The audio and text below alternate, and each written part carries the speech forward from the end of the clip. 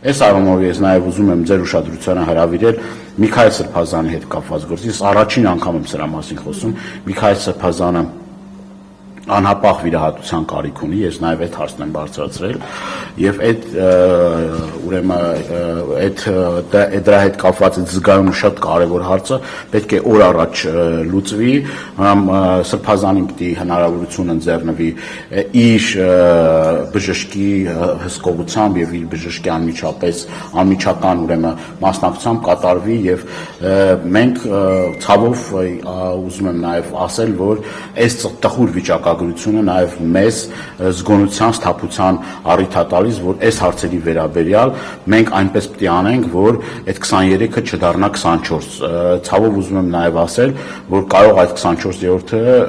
Աստված մի արածը նաև լինի Սրբազան հայրը եւ այս առումով նաև իրենց ուշադրությանն եմ հրավիրել, ես պահանջատեր եմ լինելու եւ իմ պահանջը պետք է անհապաղ բավարարվի եւ մարդը պետք է պատշաճ կա համապատասխան ընթացակարգ, այդ ընթացակարգերով անցել է եւ այս հարցը պետք է անհապաղ ուրեմն լուծվի։ Խնդիրը մեկը չի, խնդիրները շատ են, բայց կոնկրետ այս իմ ասածը կոնկրետ անհապաղ վիրահատության անհրաժեշտության կարիք ա եղել։ Մնացած մանրամասներ կներեք չեմ կարող հայտնել։ Այսքանը որ ասում եմ, սա պետք է ազդակ լինի մեզ բոլորիս, որ առաջի քրիստոնյա ժողովուրդը լինելով մենք իրավունք չունենք